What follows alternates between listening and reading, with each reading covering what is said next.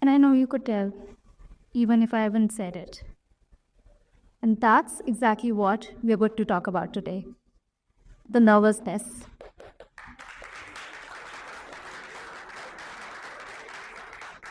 The nervousness and the unsaid understanding of it by your audience. Let me start again. Good afternoon, everybody. Speaking of nervousness and the unsaid understanding, I'm reminded of a story that I want to share with you all. It's a story of a 17-year-old boy, Milton Erickson. One morning in August 1919, he woke up to realize that parts of his body have been paralyzed. Doctors said he's been diagnosed with polio, a near epidemic of that time. They said, this kid will be dead by morning, will not survive.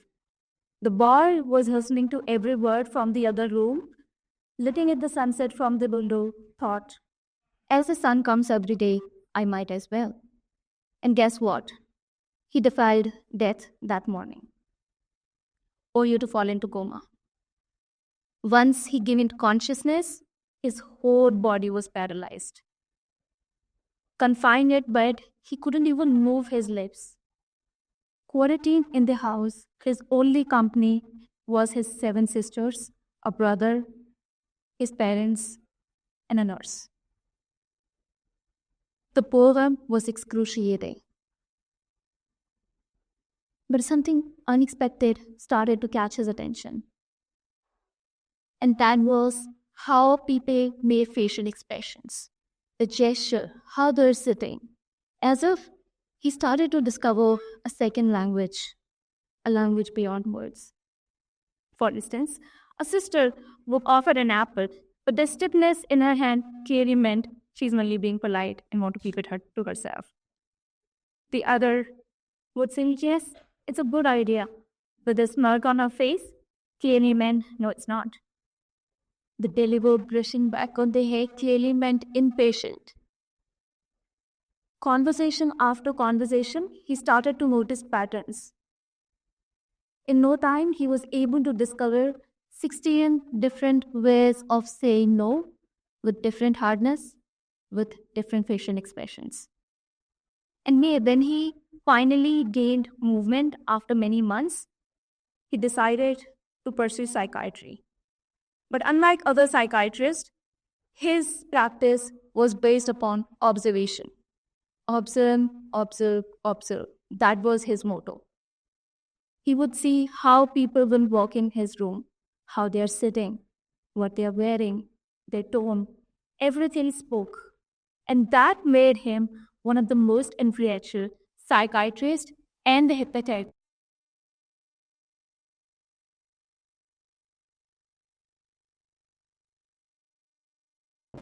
Beyond words. Our posture, our gesture, our tone, everything, our appearance speaks.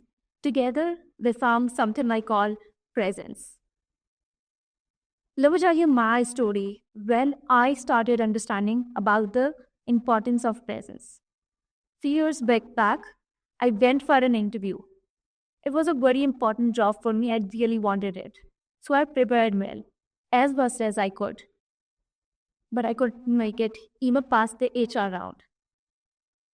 He asked me something. While I was responding, he stopped me in mid-sentence and rejected me. For days, I was furious. I kept telling my friends, he didn't even listen to me. He didn't even listen to what I was saying. He didn't let me finish. Only later, I realized that he wasn't listening to my word. He wasn't judging my words. He was judging my presence. And I wasn't communicating what I thought I was. That's how powerful the presence is. A very famous study from 1960 by Albert Karabian says if our words and presence are not aligned, people trust our presence more. And in this case, only 7% of the meaning is coming from words, 38% from the voice and tone, and 55% from the body language. So if our words and presence not aligned, people trust our presence more. And that's what happened to me. And that's when I started to know more about presence. Not just I got the job, but I also opened doors for many opportunities that I thought are never possible. It opened the boundless opportunities for me. Now, I want to talk to you about these areas of presence. Now, imagine this. If we do not leave our presence to a chance and actually work on it, not just our message will become clearer, but much stronger. Saranun, you all know this. We have all heard this. But still, we spend our time preparing the words. Whereas in reality, people are noticing everything else. People are trusting the presence more, especially when it doesn't align with the words. But now imagine this. If both of them are aligned and we make a bigger impact, where all opportunities we can open for ourselves. And that's what I'm going to talk about today. The 3 elements of presence that can change the game for us. And those 3 elements are the body language. Body language is something that people see. The voice and tone is what people feel from our words. The third one, the appearance. Appearance simply means how serious we are about the event. Let's talk about body language. What happens when we have an interview, a high-stake meeting, probably a product presentation, a session? We feel really nervous. So we have prepared everything, but we are so nervous that our body starts to show those signs. Like it or not, want it or not, our body speaks. It leaks out those signs. And that's why we call it body language. Let me talk about some areas of body language which we can hack to ensure that our words are aligned with our presence. Number 1 is our posture. What really happens is when we are in a high-stake situation, we feel really nervous, and then our body shows it. This is how our posture is like. Either we are moving back and forth, side to side, maybe leaning on one side or this side. And that really distracts the audience. That shows that I'm not very confident. Instead, what we can do, we can stand tall. Shoulders should be relaxed. Feet should be parallel to the shoulder. And that's what a confident posture is. Instead of leaning on one side or moving back and forth, this is how we stand, and this is what shows confidence in my body language. Number 2, gestures. What used to happen to me initially when I did not know much about presence. Anytime I have a high-stake presentation, my project management meetings, I would stand like this. Yes, it's my comfortable posture. I feel good like this. I feel comfortable. But it's not really good in a high-stake situation when you have audience. Some people I've seen would quickly put their hands in their pocket, front pocket, back pocket, or some would simply hide them. That is not good. Research shows people remember twice as much if you use your body, your gestures. You can use your hands for functional gesturing. As I mentioned, that I'm going to talk about 3 areas, 3 elements of presence: body language, voice and tone, and appearance. I'm showing the most with my hands. My words and my hands tell me the same story. People will remember more with it. Other way of using your hands is through prompting gesture. Are you all following me so far? Yes. I prompted you to raise your hand, right? And you did. This is what we call prompting gesture. I'm prompting you to make. Sometimes you do this, right? Are you following me? Yes. I'm prompting you to nod, and that's prompting gesture. Let's say if you have nothing in a presentation, to prompt for, or through any gesture. Merely do it like this. Or keep your hands open. This is a confident posture. Open body language shows confidence. And research shows, again, if we are able to see our palms, it calms down our nerves. And if we are calmed down, we feel confident. And this is how we had our body language to align with our word, especially in high-stakes situations. The third one is the facial expression. One of the important part of body language is facial expression. But what happens when we are nervous? This is how our face looks like. At least this much you can smile, right? But instead, can we smile a little more? Can we throw a genuine smile? You know what our audience does? They simply reflect what we are doing. If we are nervous, they think in our words. They are just mirroring our expressions. So it is important to have the expressions that are needed. Maybe not smile. Something serious you're talking about, then make a serious face. When you're not talking about it, have a smile on your face. Bringing variety to your facial expression brings the audience's attention. They focus on you more. We are buyers of variety, and that's how our hunter-gatherer minds are. Anytime we see variation, we become alert and we listen and we focus. Variety brings that to us. And a good smile never does a harm. It's a universal expression. People know what it means. And genuine smile makes all the difference. What is genuine smile versus a normal smile? Do you know that? With eyes, yes. Genuine smile is when we smile with our eyes. When we're genuinely smiling, our whole face lifts up. Our lips expand. Our cheeks go up. There are wrinkles around the eyes. We call it decaying smile. And that actually makes a real difference when you're smiling. So try to genuinely smile with a decaying smile. Learn it for yourself. Look into the mirror and see if you're genuinely smiling or not. And when you do, you actually feel confident from the day, and your audience is just mirroring the same thing. Now, let us come to the second element of presence. It is the voice and tone. If the body language adds up to the confidence, voice and tone is the emotion that the people feel. But what happens when we are nervous? Our voice becomes lower. Our pace is faster, because that's what we bring when we are nervous. We want to finish it so quickly and we want to run away from the situation.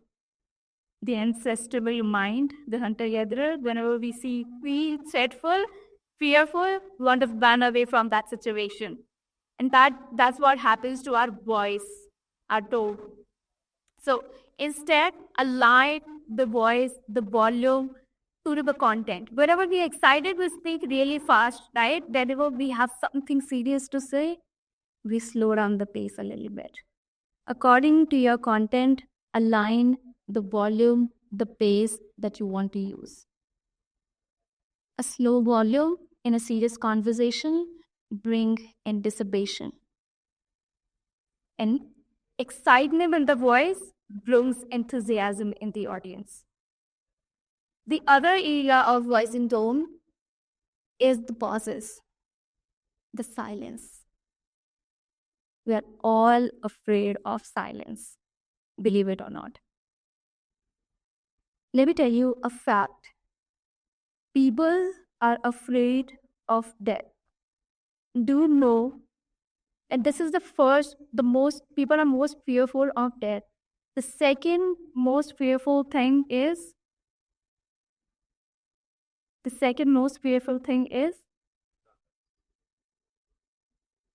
public speaking.